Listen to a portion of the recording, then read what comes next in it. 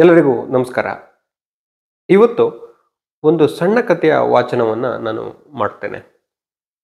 ಅದು ಯಾವುದು ಅಂದರೆ ದಿ ಪೋಸ್ಟ್ ಮಾಸ್ಟರ್.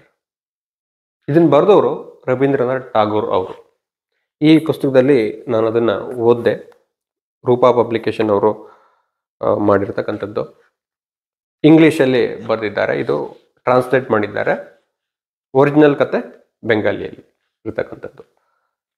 ನಾನು ಅದನ್ನು ಇವತ್ತು ಕನ್ನಡದಲ್ಲಿ ಹೇಳ್ತಾ ಹೋಗ್ತೀನಿ.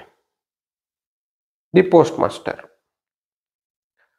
ಕಲ್ಕತ್ತಾದಲ್ಲಿರ್ತಕ್ಕಂಥ ಒಬ್ಬ ಯುವಕನಿಗೆ ಅಲ್ಲಿಂದ ಒಂದು ಹಳ್ಳಿಗೆ ಪೋಸ್ಟ್ ಮಾಸ್ಟರ್ ಆಗಿ ವರ್ಗಾವಣೆ ಆಗುತ್ತೆ. ಅಲ್ಲಿ ಅವನು ಮನೆಯನ್ನೆಲ್ಲ ಬಿಟ್ಟು ಅಲ್ಲಿಗೆ ಹೋಗ್ಬೇಕಾಗತ್ತೆ. ಅಲ್ಲಿ ಇರೋದಕ್ಕೆ ಪ್ರಾರಂಭ ಮಾಡ್ತಾನೆ. ಅಲ್ಲಿ ಅವನಿಗೆ ಒಬ್ಬಂಟಿತನ ಕಾಣುತ್ತೆ. ಅಲ್ಲಿ ಇಂಡಿಗೋ ಫ್ಯಾಕ್ಟರಿ ಇರುತ್ತೆ.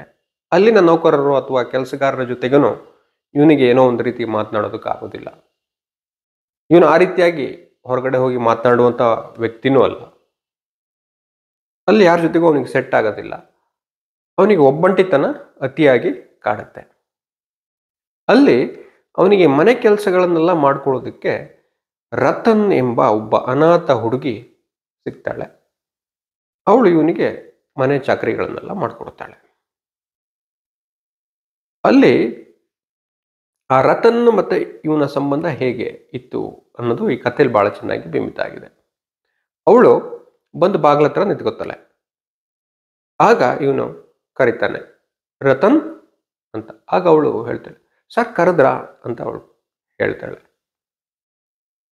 ಆಗ ಅವನು ಏನು ಮಾಡ್ತಾ ಇದೀಯಾ ಅಂತ ಕೇಳ್ತಾನೆ. ಅವಳು ಬೆಂಕಿ ಹಚ್ಚೋದಕ್ಕೆ ಒಲೆಗೆ ನಾನು ಅಡುಗೆ ಮನೆಗೆ ಹೋಗ್ತಾ ಇದ್ದೀನಿ. ಅವನು ಅವಾಗ ಅಲ್ಲಿ ಬೆಂಕಿ ಹಚ್ಚೋಕ್ಕಿಂತ ಮೊದಲು ನನ್ನ ಬೀಡಿಗೆ ಬೆಂಕಿ ಹಚ್ಚು ಬಾ ಅಂತ ಕರೆದು ಅವನು ಬೀಡಿಗೆ ಬೆಂಕಿಯನ್ನು ಇಡ್ಸ್ಕೊತಾನೆ. ಅಲ್ಲಿ ಅವರಿಬ್ಬರಿಗೂ ಸಂಭಾಷಣೆ ಹೀಗೆ ಪ್ರಾರಂಭ ಆಗುತ್ತೆ. ಅಲ್ಲಿ ಅವನು ಅವನ ಒಂಟಿತನವನ್ನು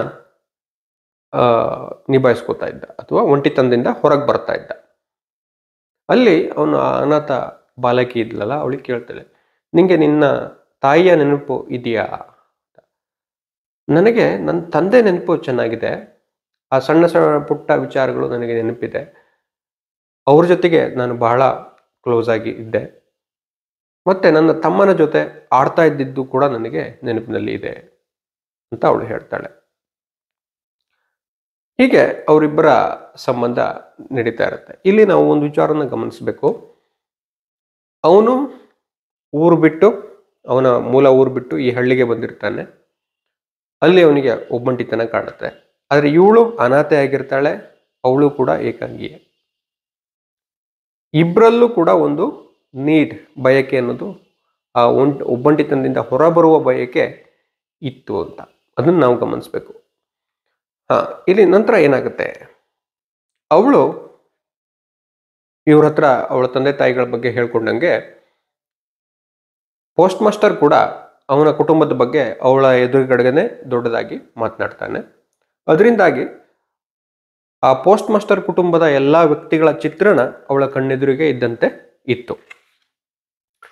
ಹೀಗೆ ಒಂದು ದಿನ ಅವನು ಈ ಹಳ್ಳಿಯ ಆ ಪ್ರಾಕೃತಿಕ ಸೌಂದರ್ಯವನ್ನೆಲ್ಲ ನೋಡ್ತಾ ಅನಿಸುತ್ತೆ ಅವನಿಗೆ, ಒಂದು ಪ್ರೀತಿಯ ಹೃದಯ ನನ್ನ ಹತ್ರ ಇದ್ದಿದ್ರೆ, ನನ್ನನ್ನು ಪ್ರೀತಿಸುವ ಹೃದಯ ನನ್ನ ಹತ್ತಿರ ಇದ್ದಿದ್ರೆ ಎಷ್ಟು ಚೆನ್ನಾಗಿರ್ತಿತ್ತು ಅಂತ ಅವನಿಗೆ ಅನಿಸುತ್ತೆ. ಆಗ ಅವನು ರತನನ್ನು ಕರೀತಾನೆ. ರತನ್. ಆಗ ರತನ್ ಅಲ್ಲಿ ಪೇರ್ಲೆ ಗಿಡದ ಹತ್ರ ಬರ್ತಾಳೆ. ನನ್ನನ್ನು ಕರೆದ್ರ ಸರ್ ಅಂತ ಅವಳು ಕೇಳ್ತಾಳೆ. ಆಗ ಅವನು ಹೇಳ್ತಾನೆ, ನಾನು ನಿನಗೆ ಅಕ್ಷರಾಭ್ಯಾಸ ಮಾಡಿಸ್ತೀನಿ ಬಾ ಅಂತ ಕರೀತಾನೆ. ಅವಳಿಗೆ ಅಕ್ಷರಾಭ್ಯಾಸವನ್ನು ಮಾಡಿಸ್ತಾನೆ. ಅಲ್ಲಿ ಅತಿಯಾಗಿ ಮಳೆ ಬರುತ್ತೆ ಆ ಹಳ್ಳಿಯಲ್ಲಿ. ಹೀಗಿರುವಾಗ ಒಂದು ದಿನ ಸಂಜೆ ಏನಾಗುತ್ತೆ ಅಂದರೆ, ರತನ್ ಅಲ್ಲಿ ಹೊರಗಡೆ ಬಾಗಿಲಲ್ಲಿ ಕಾಯ್ತಾ ಇರ್ತಾಳೆ. ಆದರೆ ಕರೆ ಬರೋದೇ ಇಲ್ಲ ಅವಳಿಗೆ. ಈಗ ಯಾವಾಗಲೂ ಯಾವ ರೀತಿಯಾಗಿತ್ತು ಅಂದರೆ, ಅವಳು ಬಾಗಿಲ ಹತ್ರ ನಿಂತಾಗ ರತನ್ ಅಂತ ಅವನು ಕರಿತಾ ಇದ್ದ. ಆದರೆ ಅವಳಿಗೆ ಕರೆ ಬರೋದೇ ಇಲ್ಲ. ಹಾಗೆ ಇಣುಕಿ ನೋಡ್ತಾಳೆ ಒಳಗಡೆ, ಹೀಗೆ ಹೋಗ್ತಾಳೆ ಒಳಗಡೆ. ಆಗ ಅಲ್ಲಿ ಅವನು ಮಲಗಿರ್ತಾನೆ, ಪೋಸ್ಟ್ ಮಾಸ್ಟರ್. ಆಗ ಅವನು ಕರೀತಾನೆ ರತನ್ ಅಂತ. ಆಗ ಮಲಗಿದ್ರ ದಾದಾ ಅಂತ ಅವಳು ಕೇಳ್ತಾಳೆ, ಮಲಗಿದ್ರ ದಾದಾ? ಆಗ ಅವನು ಹೇಳ್ತಾನೆ, ನೋಡು ನನಗೆ ಹುಷಾರಿಲ್ಲ, ಕೈ ಮುಟ್ಟು ನೋಡು ಎಷ್ಟು ಬಿಸಿಯಾಗಿದೆ ಅಂತ ಕೈ ಕೊಡ್ತಾನೆ. ಅವನಿಗೆ ಆಗ ಒಂದು ಹೆಣ್ಣಿನ ಸಾಂಗತ್ಯ ಅಥವಾ ಸಾಮೀಪ್ಯ ಬೇಕಾಗಿತ್ತು. ಅದು ಯಾವ ರೀತಿಯ ಸಾಮೀಪ್ಯ ಅಂದರೆ, ಆರೈಕೆಯ ಮೃದುವಾದ ಸ್ಪರ್ಶವನ್ನು ಹಣೆಯ ಮೇಲೆ ಇಡುವ ಹೆಣ್ಣಿನ ಸಾಂಗತ್ಯ ಅಥವಾ ಸಾಮೀಪ್ಯ ಅವನಿಗೆ ಬೇಕಾಗಿತ್ತು. ಅದು ತಾಯಿಯ ಮೃದುವಾದ ಸ್ಪರ್ಶ, ಸಹೋದರಿಯ ಮೃದುವಾದ ಸ್ಪರ್ಶ, ಆರೈಕೆಯ ಸ್ಪರ್ಶ, ಅದು ಅವನಿಗೆ ಬೇಕಾಗಿತ್ತು. ಆ ಹೆಣ್ತನವನ್ನು ಅವನು ನಿರೀಕ್ಷೆ ಮಾಡ್ತಾ ಇದ್ದ.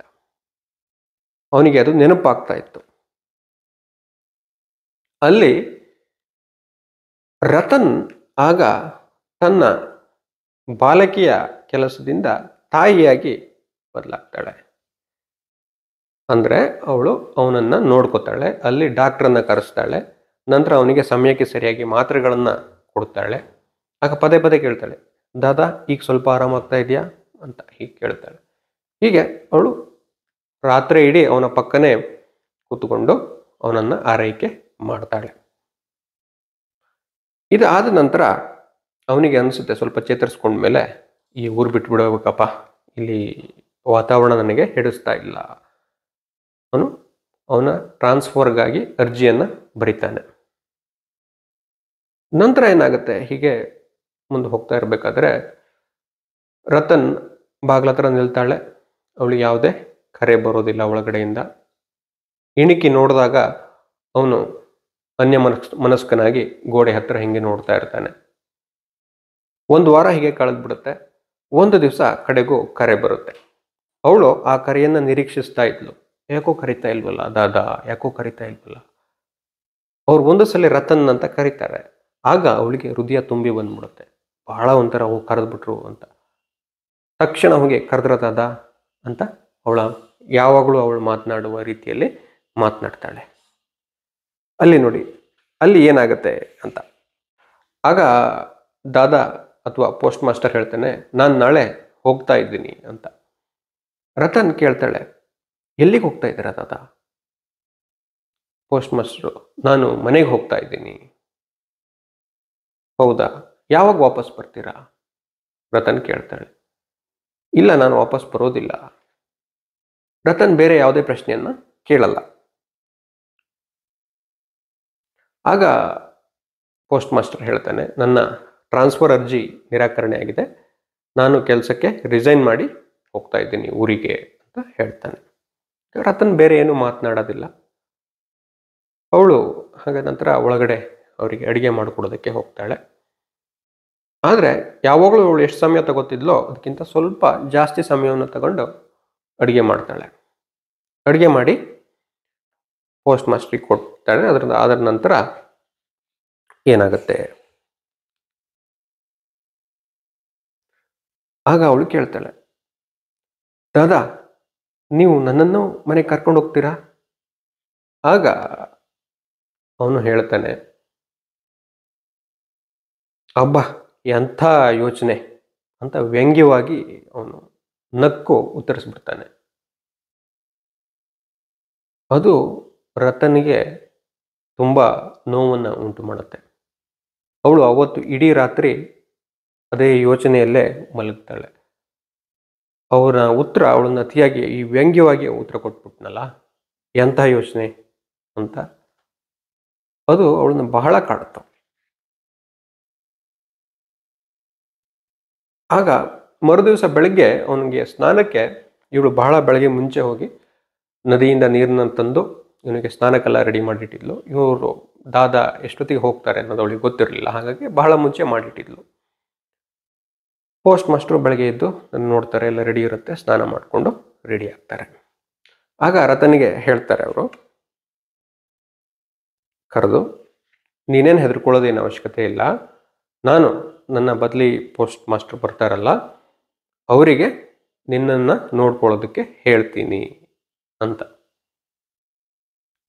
ಅದು ಅವನು ಒಂದು ಅನುಕಂಪದಿಂದ ಆಡಿದ ಮಾತಾಗಿದ್ರೂ ಕೂಡ ರತನ್ನಿಗೆ ಅದು ಬಹಳ ನೋವಾಗುತ್ತೆ. ಅವಳಿಗೆ ಅಳುವನ್ನು ತಡ್ಕೊಳ್ಳೋದಕ್ಕಾಗೋದಿಲ್ಲ. ಅವಳು ಹತ್ತು ಬಿಡ್ತಾಳೆ. ಹತ್ಕೊಂಡು ಹೇಳ್ತಾಳೆ, ದಾದಾ ನೀವು ಯಾರಿಗೂ ಏನು ಹೇಳೋದು ಬೇಡ, ನಾನಿಲ್ಲಿ ಇರೋದೇ ಇಲ್ಲ ಅಂತ. ನಂತರ ಏನಾಗುತ್ತೆ, ಅವನು ಮೂಕ ವಿಸ್ಮಿತನಾಗಿ ನಿಂತು ಬಿಡ್ತಾನೆ. ಅವನು ಯಾವತ್ತೂ ರತನನ್ನ ಈ ರೀತಿಯಲ್ಲಿ ನೋಡೇ ಇರೋದಿಲ್ಲ. ರತನಿಗೆ ಎಷ್ಟೇ ಬೈದಿದ್ರು ಅವಳು ಯಾವತ್ತೂ ಈ ರೀತಿಯಾಗಿ ವರ್ತಿಸಿರೋಲ್ಲ. ಅವಳು ಅದನ್ನು ನಾರ್ಮಲ್ ಆಗೇ ತಗೋತಾ ಇದ್ಲು. ಆದರೆ ಇವತ್ತು ಮಾತ್ರ ಅವಳು ಅತಿ ಭಾವುಕತೆಯಿಂದ ವರ್ತಿಸಿದ್ಲು. ಅದು ಅವನಿಗೆ ಮೂಕ ವಿಸ್ಮಿತನನ್ನಾಗಿ ಮಾಡಿತು. ಹೊಸ ಪೋಸ್ಟ್ ಮಾಸ್ಟರ್ ಬರ್ತಾರೆ. ಇವರು ಬಿಡುವ ಸಮಯ ಬರುತ್ತೆ. ಆಗ ಇವರು ರತನನ್ನು ಕರೆದು ಆ ತಿಂಗಳ ಪೂರ್ತಿ ಸಂಬಳವನ್ನು ತೆಗೆದುಕೊಂಡು ತನಗೆ ಪ್ರಯಾಣಕ್ಕೆ ಎಷ್ಟು ಬೇಕೋ ಅಷ್ಟನ್ನು ಇಟ್ಕೋತಾನೆ. ಉಳಿದಿದ್ದನ್ನು ರತನ್ ಇದನ್ನು ಇಟ್ಕೋ, ನಿನಗೆ ತುಂಬ ದಿವಸ ಬರಬಹುದು ಅಂತ ಹೇಳ್ತಾನೆ. ಆಗ ರತನ್ ಹೇಳ್ತಾಳೆ, ನನಗಿದು ಯಾವುದು ಬೇಡ, ನೀವು ನನಗಾಗಿ ಏನೂ ತೊಂದರೆ ತಗೊಳಕ್ಕೆ ಹೋಗ್ಬೇಡಿ ಅಂತ ಹೇಳ್ತಾಳೆ. ನಾನು ನಿಮ್ಮನ್ನು ಬೇಡ್ಕೋತೀನಿ, ನನಗಿದು ಯಾವುದು ಬೇಡ, ನೀವು ನನಗೆ ಇದು ಯಾವ ರೀತಿಯ ತೊಂದರೆಯನ್ನು ನನಗೋಸ್ಕರ ತಗೊಳ್ಬೇಡಿ ಅಂತ ಅವಳು ಹೇಳ್ತಾಳೆ. ನಂತರ ಅವಳು ಓಡಿ ಹೋಗ್ಬಿಡ್ತಾಳೆ ಅಲ್ಲಿಂದ, ಅವನ ಕಣ್ಣಿದ್ರಿಂದ ಓಡಿ ಹೋಗ್ತಾಳೆ. ಇವನು ತನ್ನ ಪ್ಯಾಕ್ ಅಥವಾ ಲಗೇಜನ್ನೆಲ್ಲ ತಗೊಂಡು ಹೊರಡ್ತಾನೆ. ಬೋಟ್ ಹತ್ಕೊಂಡು ನದಿಯನ್ನು ಕ್ರಾಸ್ ಮಾಡೋದಕ್ಕೆ ಹೊರಡ್ತಾನೆ.